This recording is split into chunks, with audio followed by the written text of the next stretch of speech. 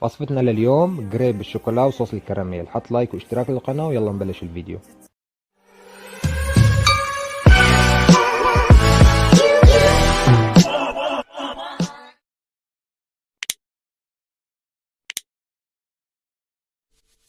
بدي كاسة طحين بحط عليها معلقتين سكر كبار ومعلقة فانيليا صغيرة وربع معلقة صغيرة ملح.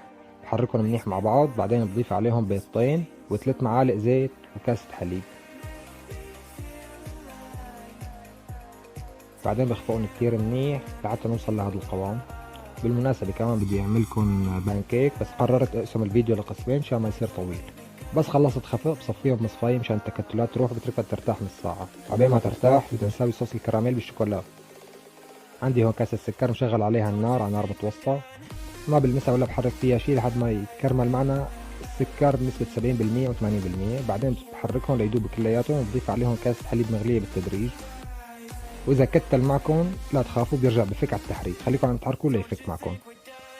بعدين بضيف عليه معلقة نشا مدوبة بشوية حليب وبحركه كتير منيح، واستناه يغلي غلوتين لحتى تروح منه طعمة النشا، وبطفي تحته النار وبضيف له معلقتين زبدة او معلقة كبيرة.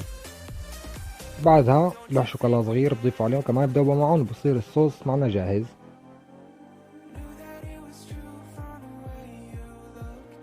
لحتى نعمل القريب ندهن المقلاية لازم تكون حامية، ندهنها بشوية زبدة نسكب بالمقلاية وبنحركها بهي الطريقة لحتى تاخد الشكل المدور اللي بدنا اياه. فيكم بتتحكموا بالسماكة يلي بدكم اياها. بس استوى الوش اللي تحت وفكت عن المقلاية قطعة القريب بقلبها على الوش الثاني. هلا باخد قطعة القريب بطويها بالنص بهذا الشكل، بضيف عليها صوص الكراميل اللي عملته. بعدين بضيف عليهم شوية موز او اي نوع فواكه تاني بتفضلوه انتو، وبطويها بهي الطريقة لتاخد شكل المثلث. بعدين بحطها بصحن التقديم وبزينها بشوية شوكولا على الوش. إذا بدكم تعرفوا طريقة صوص الشوكولا بتلاقوها بخلاصة الشورت عندي على القناة.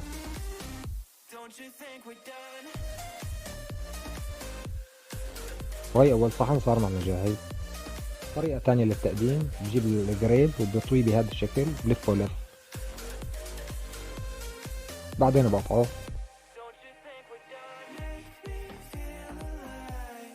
بفرده بصحن مثل هيك، برجع بضيف عليه موز وشوكولا وصوص الكراميل.